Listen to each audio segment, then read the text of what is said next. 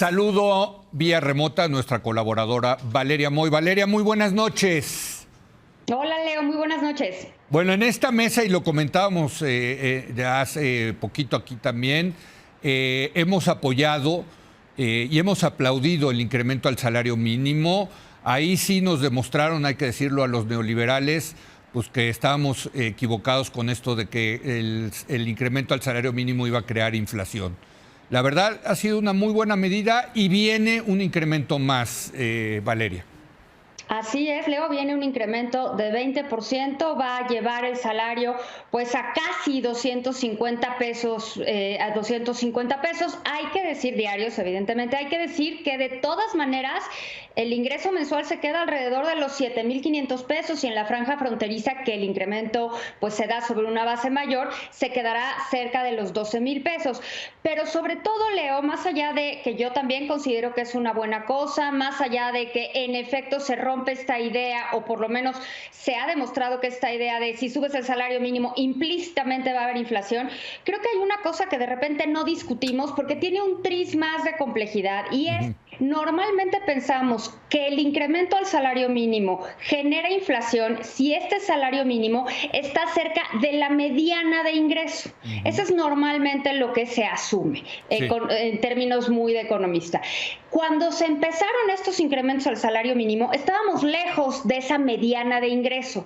Hay que decir que con este nuevo incremento, con este incremento programado a partir de enero, ya vamos a haber alcanzado la mediana de ingreso. Entonces, creo que tenemos que tener, y de nuevo, no quiero ser aguafiestas, no quiero regatear, que me parece una buena medida, me sigue pareciendo una buena noticia, me parece importante que se haya recuperado el valor, el poder adquisitivo del salario mínimo, pero creo que va a empezar a cambiar la discusión. Creo que este espacio para seguir subiendo el salario mínimo ya se empieza a acabar. Interesante, pero bueno, pues ya se lo llevó la gloria, se la llevó el presidente López Obrador, ¿no? Así es, porque además hay que recordar que el presidente López Obrador empezó su sexenio con un salario mínimo de 88 pesos diarios. Sí. Va a terminar el salario mínimo en 250, que de todas maneras no es que suene a un salario que sea verdadero, o sea, para nada, no cubre las métricas básicas de pobreza, ni de canasta alimentaria, ni nada por el estilo, pero bueno, el brinco es importante, o sea, empezó la administración con 88 y ahorita nos vamos a 250, 249. Ahora, Leo, algo que es bien importante, y de nuevo, no quiero regatear el logro de subir el salario mínimo, pero siempre es importante recordar que el 56% de la población que trabaja en México no tiene ninguna prestación. O sea, podemos decirle informal, ¿no? O ahora ya se usa condiciones de formalidad, pero de cualquier manera, pues estamos hablando de personas que trabajan, no sabemos cuántas horas porque esa métrica es bastante frágil, tampoco tienen ninguna prestación, ni acceso a seguridad social, ni salario mínimo, ni vacaciones, ni nada por el estilo. Muy bien. Bueno, no sé si tengas algo más que agregar al salario mínimo. Nos pasamos al tema de la reforma laboral de las horas semanales que está discutiendo. No sé si tengas algo más que agregar del salario mínimo. Pasémonos a este tema, porque además al final del día, pues todo se va sumando en este cambio o ajuste al mercado laboral, ¿no? Bueno, hay una propuesta de bajar, que se está en el Congreso, de bajar pues la semana laboral obligatoria de 48 horas a 40 horas, ¿no? Ya la patearon para adelante, al parecer, porque no hay consenso. De hecho, lo que sé es que la comunidad empresarial está muy enojada por esta posible reforma. Yo creo que la comunidad empresarial ha de estar pensando, pues por un lado ya hemos cedido en diferentes temas laborales, vacaciones, salarios, y ahora también vamos a tener que ceder en esto. No es que yo lo justifique ni remotamente, pero mira, Leo, a mí me parece que sinceramente hacia allá va el mundo. O sea, sí vamos hacia jornadas más cortas, hacia menos horas trabajadas, mejores salarios, más derechos de los trabajadores, y este paso que se pretende dar en México me parece que va en la dirección correcta. No sé si es en la magnitud correcta, y a lo que me refiero es que quizás habría que evaluar un cambio gradual, no pasar de las 48 a las 40, sino quizás irnos moviendo 48, 46 de forma más paulatina para que el mercado laboral pueda irse ajustando a una realidad que sin duda va a ser distinta. No estoy diciendo que peor, no estoy diciendo que simplemente los ajustes pues sí van a darse en el mercado laboral, prácticamente va a afectar más la formalidad, va a seguir incrementando la informalidad y pues sí son temas que se tienen que discutir con más profundidad, no únicamente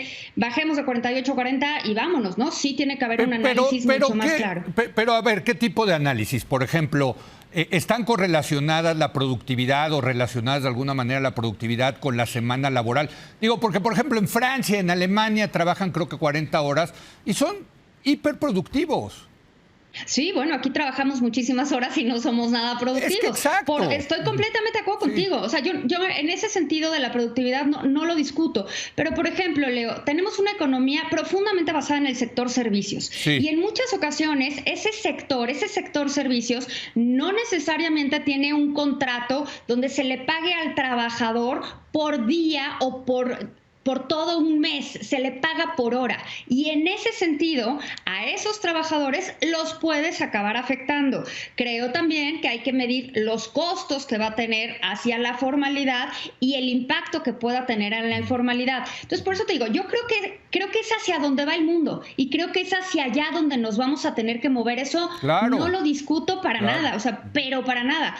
Creo que sí tendríamos que empezar a plantear la idea de una gradualidad, de un cambio, a lo mejor bajar a 44, o sea, no irte luego a 40, irlo haciendo un poco más gradual, tampoco te estoy diciendo que lo posterguemos 15 años ni remotamente, pero sí teniendo cuidado que México es una economía profundamente del sector servicios, más del 60% de la producción depende del sector servicios y mucha población del sector servicios o es informal o tiene contratos por hora o tiene contratos donde se les paga lo mínimo posible y además sus ingresos vienen por propinas, en cuyo caso pues también afectas, porque si las personas trabajan menos horas, menos días, van a tener al final del día menos ingresos. Entonces hay sutilezas en el mercado laboral que sí creo que es importante tener en cuenta y resolverlas. O sea, no digo que nada más las veamos y digamos, bueno, pues ya así es esto. No, hay que irnos moviendo hacia un mercado laboral menos roto, tratar de ir puliendo esta dualidad que tenemos en el mercado laboral. Bueno, y tú dices hacia allá se está yendo el mundo, y el mundo también, particularmente en la economía de servicios, se está moviendo, Valeria, al home office, al trabajar desde la casa, que entiendo, incluso hay ya estudios que dicen que es hasta más productivo para las empresas el trabajo en casa que el trabajo en oficina. Yo creo que eso ha ido cambiando enormemente. Eso después de la pandemia todos descubrimos la idea de, mira, sí se puede trabajar desde casa, pero ya empieza a haber un montón de estudios, Leo, que muestran que el trabajo en casa sí tiene sin duda muchos pros, pero también tiene contras y que quizás haya que evaluar y medir y estar pensando en trabajo más bien híbrido y en cuidar esa parte de interacción social y esa parte de relaciones entre equipos, de creatividad, de pensamiento crítico, que en muchas ocasiones se alcanzan únicamente cuando los equipos se ven presencialmente. Entonces, esa idea de el home office o el trabajo desde casa es la maravilla.